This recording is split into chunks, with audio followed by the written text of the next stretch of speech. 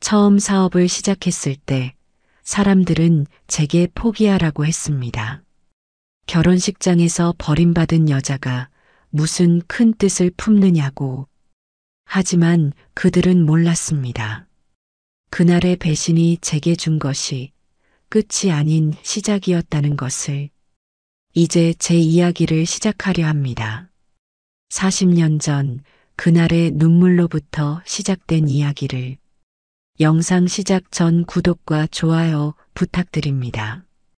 오른쪽 아래에 구독 버튼 눌러주세요. 1984년 5월의 따스한 봄날, 서울 강남 하얏트 호텔 15층 다이아몬드홀. 수천 송이의 하얀 장미와 연보라빛 안개꽃으로 장식된 예식장이 저녁 노을빛을 받아 황금빛으로 물들어 있었습니다. 윤정아, 이제 정말 얼마 안 남았다. 50살 이정숙은 떨리는 손으로 딸의 웨딩드레스 끝자락을 매만졌습니다. 첫사랑과 결혼하는 딸이 너무나 자랑스러웠습니다. 신부 대기실에는 은은한 바이올린 선율이 흘렀고 라벤더 향초의 부드러운 향기가 공간을 가득 채웠습니다. 24살 김윤정이 전신 거울 앞에 섰습니다. 어머나, 신부님 정말 아름다우세요. 메이크업 아티스트가 마지막으로 윤정의 면사포를 정리하며 탄성을 질렀습니다. 거울 속에는 한 폭의 그림 같은 신부가 있었습니다. 부드러운 웨이브가 흐르는 긴 머리, 깊이 있는 눈매를 돋보이게 하는 우아한 메이크업, 그리고 프랑스에서 공수한 최고급 레이스 웨딩드레스까지. 세훈이 오빠가 보면 눈이 휘둥그레질 거야. 친구 최경희가 윤정의 어깨를 살며시 두드렸습니다. 윤정의 볼이 붉어졌습니다. 대학교 1학년 때 도서관에서 처음 만난 27살 박세훈. 3년의 연애 끝에 마침내 오늘 그와 영원한 사랑을 맹세하게 될 것이란 생각에 가슴이 떨렸습니다. 대기실 창밖으로는 노을이 지고 있었고 하객들의 웅성거림이 조금씩 크게 들려왔습니다. 윤정아, 이제 30분밖에 안 남았네. 52살 김영철이 딸의 이마에 살며시 입을 맞추었습니다. 우리 딸 정말 예쁘구나. 그때였습니다. 큰일 났습니다. 신랑님이 보이지 않습니다. 예식장 스태프가 창백한 얼굴로 뛰어들어왔습니다. 순간 대기실이 얼어붙었습니다. 뭐라고요? 김영철이 벌떡 일어났습니다. 아까까지 로비에 계셨는데 갑자기 사라지셨어요. 스태프의 목소리가 떨렸습니다. 화장실도 찾아봤나요? 주차장은요? 하객들이 분주히 움직이기 시작했습니다. 윤정은 그 자리에 얼어붙었습니다. 심장이 터질 듯이 뛰었습니다. 설마 세훈 오빠가. 그리고 10분 후 예식장 문이 열렸습니다. 27살 박세훈이 들어섰지만 그의 얼굴에는 차가운 냉기가 서려 있었습니다. 윤정 씨, 결혼 못하겠습니다. 순간 예식장 전체가 정적에 빠졌습니다. 누군가 놀라서 잔을 떨어뜨리는 소리만이 크게 울렸습니다. 세훈아, 이게 무슨 소리니? 윤정의 어머니가 비틀거리며 다가갔습니다. 전 강 회장님 따님과 결혼하기로 했습니다. 윤정은 그 자리에서 휘청거렸습니다. 귓가에서 윙윙거리는 소리가 들렸고 시야가 흐려졌습니다. 돈 때문에요? 윤정의 목소리가 떨렸습니다. 이게 내 인생에 더 나은 선택이에요. 강 회장님 따님과 결혼하면 내 인생이 완전히 달라질 거예요. 박세훈의 냉정한 목소리가 예식장을 울렸습니다. 그 순간 윤정의 다리에 힘이 풀렸습니다.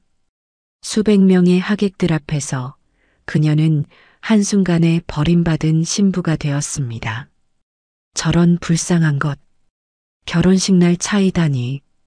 이제 저 처자는 어쩌나. 아무리 예뻐도 돈 앞에선 소용없나 보네.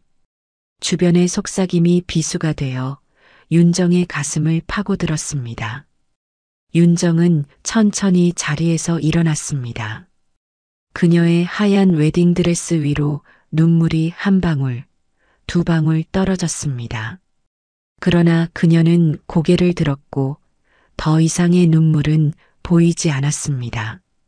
김윤정, 이제 내 인생은 끝났어. 버림받은 여자로 평생을 살게 될 거야. 박세훈이 던진 마지막 말이었습니다. 윤정은 차갑게 식어버린 눈빛으로 박세훈을 바라보았습니다. 그리고 그 순간 그녀의 가슴 속에서 무언가가 영원히 죽어버렸습니다. 사랑에 대한 믿음이었을까요? 아니면 순수했던 그녀의 영혼이었을까요? 이것이 그녀의 인생이 완전히 바뀌게 된 시작이었습니다. 그날 밤 윤정은 부모님 집 자신의 방에 홀로 앉아 있었습니다. 창밖으로는 초여름 비가 쏟아지고 있었고 방 안에는 무거운 침묵만이 가득했습니다. 이제 어쩌면 좋니? 이정숙은 딸의 방문 앞에서 한숨만 내쉬었습니다. 윤정은 천천히 웨딩드레스를 벗었습니다. 거울 속에 비친 자신의 모습이 낯설었습니다. 아침에는 꿈에 부풀어 있던 신부였지만 이제는 한순간에 버림받은 여자가 되어 있었습니다. 윤정아, 나와서 밥이라도 먹어라. 어머니의 걱정 어린 목소리가 들렸지만 윤정은 대답하지 않았습니다. 그때 아래층에서 격앙된 목소리가 들려왔습니다. 망신이야. 망신. 우리 집안의 수치를 어떻게 할 거야? 아버지 김영철의 분노에 찬 목소리였습니다. 여보, 제발 목소리 좀 낮추세요. 윤정이가 들을까봐. 듣고 말고가 어딨어. 이미 온 동네가 다 알고 있을 텐데. 윤정은 이불 속으로 몸을 웅크렸습니다. 귓가에는 결혼식장에서 들렸던 수군거림이 아직도 맴돌았습니다. 아이고, 저기 김신의 딸 나온다. 윤정이 마트에 가려고 현관문을 열자 옆집 아주머니들이 수군거리며 피해갔습니다. 결혼식에서 버림받았다면서? 그러게. 아무리 예뻐도 팔자가 고운 게 더 중요하지. 매일 아침 들리는 이웃들의 수군거림은 날카로운 칼이 되어 윤정의 가슴을 파고들었습니다. 한 달이 지나고 윤정은 취업을 시도했습니다. 하지만 면접장에서도 상황은 달라지지 않았습니다. 김윤정 씨 이력서를 보니 최근에 결혼을 앞두고 있다가 중년의 면접관 말에 윤정의 손이 떨렸습니다. 네. 개인적인 사정으로 취소되었습니다. 결혼을 앞두고 파혼을 했다. 안정적이지 못한데요. 매번 같은 이유로 거절당했습니다. 취업의 문은 좁아져만 갔고 사회는 그녀를 받아들이지 않았습니다. 그러던 어느 날 윤정은 강남의 한 카페에서 충격적인 광경을 목격했습니다. 박세훈이 강지영과 함께 있었던 것입니다. 여보, 이제 우리도 결혼식 준비해야 하는데. 강지연의 교태 섞인 목소리가 들렸습니다. 그래, 우리는 더 화려하게 할 거야. 박세훈의 목소리에는 따뜻함이 가득했습니다. 윤정은 그 자리에서 달래지지 않는 구역질을 느꼈습니다. 화장실로 뛰어가 온몸을 떨었습니다. 그날 밤 윤정은 결심했습니다. 더 이상 희생양이 되지 않겠다고. 더 이상 누구도 믿지 않겠다고. 오직 자신만을 위해 살아가겠다고. 25살이 되던 해 윤정은 작은 원단 수입 사업을 시작했습니다. 하지만 시작은 험난했습니다. 파혼한 여자가 무슨 사업을. 40대 사업가들은 그녀를 비웃었습니다. 젊은 여자가 혼자서 뭘 할 수 있겠어? 거래처에서는 그녀를 무시했습니다. 하지만 윤정은 포기하지 않았습니다. 매일 밤 시장 동향을 분석했고 낮에는 발로 뛰어다녔습니다. 그렇게 5년이 흘렀습니다. 수많은 실패를 겪으면서도 윤정은 조금씩 비즈니스 감각을 키워갔습니다. 더 이상 예전의 순수한 윤정이 아니었습니다. 차갑고 냉정한 그러나 강인한 여성으로 성장해가고 있었습니다. 1989년 겨울 차가운 눈발이 휘날리는 서울 남대문 시장. 윤정은 까만 코트 깃을 세우고 원단 시장을 걸었습니다. 발걸음은 무거웠지만 눈빛만은 단단했습니다. 이번이 마지막이다. 윤정은 차가운 입김을 내뿜으며 중얼거렸습니다. 세 번째 사업 실패 후 남은 돈으로 시작한 마지막 도전이었습니다. 시장 안 오래된 원단 가게 대명상회 앞에서 윤정이 멈춰섰습니다. 아이고, 또 왔어? 이번엔 뭔데? 60대 중반의 박만석 사장이 귀찮은 듯 물었습니다. 중국 원단 수입 계획서입니다. 한 번만 봐주세요. 윤정이 꾸벅 인사하며 서류를 내밀었습니다. 아직도 포기 안 했나? 그동안 3번이나 망하고. 박 사장의 목소리에 비웃음이 묻어났습니다. 주변 상인들이 수군거렸습니다. 저 여자 또 왔네. 파혼한 여자가 무슨 큰 사업을. 곧 또 망하겠지. 윤정은 이를 꽉 물었습니다. 차가운 바람이 뺨을 스쳤지만 그녀의 눈빛은 더욱 강렬해졌습니다.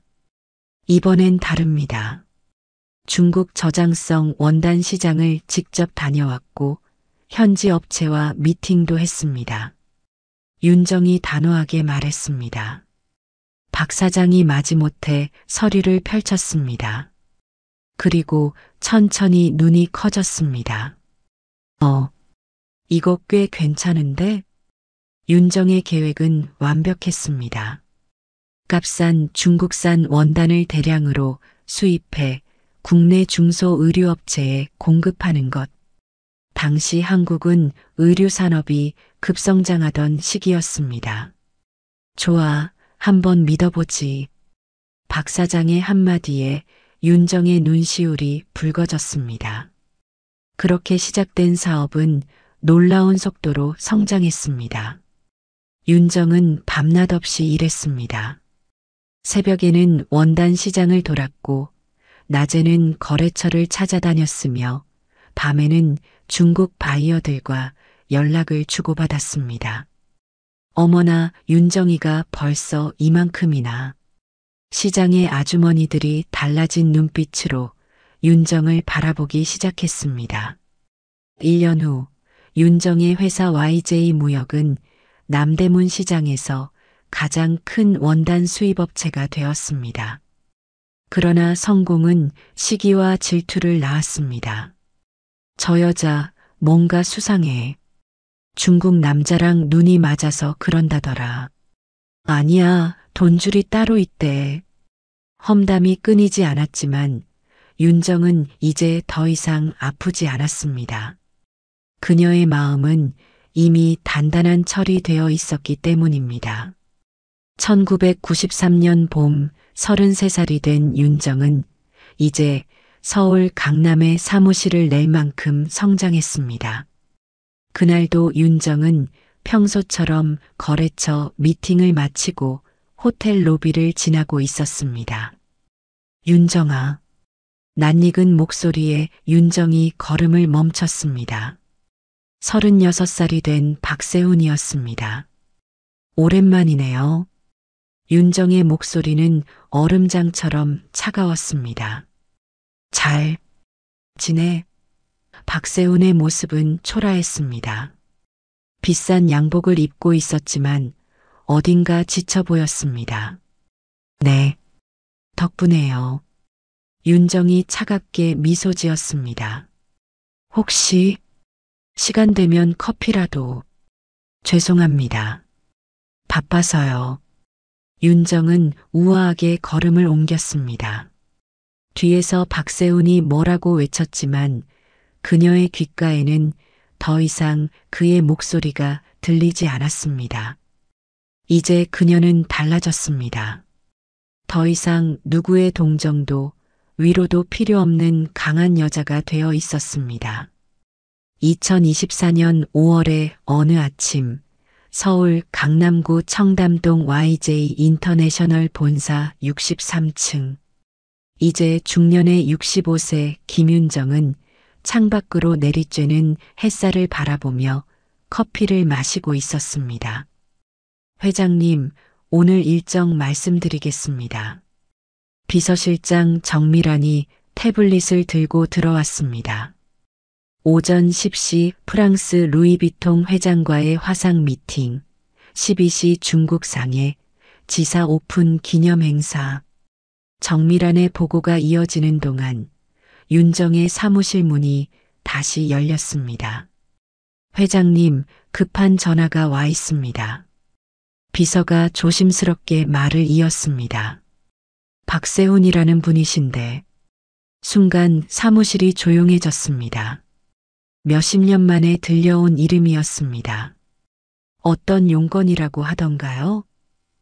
윤정의 목소리는 여전히 차분했습니다.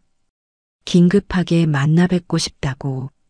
많이 급해하시는 것 같았습니다. 윤정은 잠시 생각에 잠겼습니다. 창밖으로 보이는 서울의 전경이 예전과는 완전히 달라져 있었습니다. 그녀의 인생도 마찬가지였습니다. 알겠습니다. 오후 3시 청담동 매종 드카페로 오라고 하세요. 오후 3시 한적한 카페의 VIP룸. 문이 열리고 한 남자가 들어섰습니다. 머리가 하얗게 센 박세훈이었습니다. 오랜만이네, 윤정아. 박세훈의 목소리가 떨렸습니다. 윤정은 그를 힐끗 바라보았습니다. 한때는 그토록 사랑했던 남자가 이제는 완전히 낯선 사람이 되어 있었습니다. 비싸던 양복은 낡았고 자신만만하던 눈빛은 초췌해져 있었습니다. 박세훈 씨, 오랜만이네요. 윤정의 목소리는 차가웠습니다. 있잖아. 나 좀 도와줘. 박세훈이 떨리는 손으로 서류 봉투를 꺼냈습니다. 강지영과는 이혼했어. 사업도 망했고, 은행에서 독촉장이 매일 오고, 그의 목소리가 흔들렸습니다. 그래서요? 윤정이 차갑게 물었습니다. 제발, 내가 마지막 희망이야. 조금만 도와주면. 윤정은 천천히 커피잔을 들어 한 모금 마셨습니다. 40년 전 이 남자가 자신을 버리고 강지연을 선택했던 순간이 떠올랐습니다. 재미있네요. 윤정이 입꼬리를 살짝 올렸습니다. 40년 전 당신은 저보다 돈 많은 여자를 선택했죠. 그리고 이제 와서 미안해. 정말 미안해. 박세훈의 눈에서 눈물이 흘렀습니다. 돈이 전부인 줄 알았어. 그래서 강지연을 선택했지. 하지만 그건 다 착각이었어. 그가 흐느끼며 말을 이었습니다. 이제 와서 깨달았어. 내가 얼마나 소중했는지. 윤정은 천천히 자리에서 일어났습니다. 그리고 차갑게 말했습니다.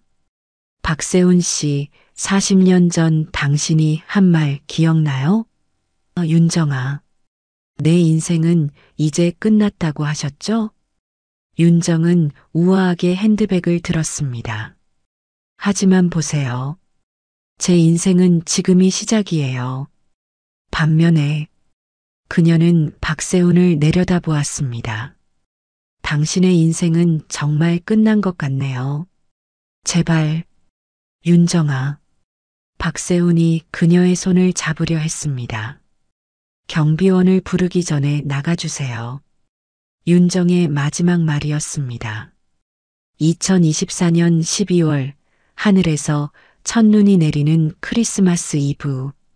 서울 청담동의 한 고급 레스토랑 라 메종 도르의 최상층에서는 은은한 재즈 음악이 흘러나왔습니다. 축하합니다, 회장님. 정밀한 비서가 샴페인을 따르며 미소 지었습니다. 오늘은 YJ 인터내셔널이 미국 포춘 500 기업에 선정된 것을 축하하는 자리였습니다. 김윤정은 와인 잔을 들어 창밖의 야경을 바라보았습니다. 눈송이들이 반짝이는 불빛 사이로 춤추듯 내리고 있었습니다. 윤정. 따뜻한 목소리가 들려왔습니다. 68살 존 해리슨이었습니다. 그는 20년 전부터 윤정을 사랑해온 미국의 사업가였습니다. 오늘 특별한 날이네요. 윤정이 미소 지었습니다. 그래, 아주 특별한 날이지. 존이 주머니에서 작은 보석함을 꺼냈습니다. 나와 결혼해 주겠나, 윤정? 순간 레스토랑이 조용해졌습니다. 윤정의 눈가가 촉촉해졌습니다. 40년 전 결혼식장에서의 배신, 수많은 밤을 홀로 울며 보냈던 청춘, 끊임없는 노력으로 일어섰던 시간들, 그 모든 것이 주마등처럼 스쳐 지나갔습니다. 윤정의 목소리가 떨렸습니다. 서두르지 않아도 돼. 존이 다정하게 말했습니다. 난 당신을 20년 동안 기다려왔으니까. 그때 레스토랑 밖에서 크리스마스 캐럴이 들려왔습니다. 윤정은 천천히 고개를 들었습니다. 존의 눈빛에는 진심 어린 사랑이 담겨 있었습니다. 네, 결혼하고 싶어요. 윤정의 대답에 레스토랑 전체가 환하게 밝아졌습니다. 미리 준비된 듯 샹들리에의 불빛이 반짝였고 축하의 박수 소리가 울려 퍼졌습니다. 윤정은 창밖을 바라보았습니다. 하얀 눈이 내리는 서울의 겨울 아침. 그녀의 가슴 속에는 따뜻한 봄이 찾아오고 있었습니다. 결혼식은 조용하게 진행되었습니다. 이번에는 화려한 호텔이 아닌 작은 정원에서 열렸습니다. 이제 당신은 혼자가 아닙니다. 존이 윤정의 손을 잡았습니다. 윤정은 미소 지었습니다. 더 이상 과거의 상처는 없었습니다. 이제 그녀의 앞에는 새로운 봄이 기다리고 있었습니다. 인생은 끝이 아닌 새로운 시작이었네요. 윤정이 작게 속삭였습니다. 하늘에서는 하얀 눈이 내렸고 그녀의 마음속에는 따뜻한 사랑이 피어났습니다.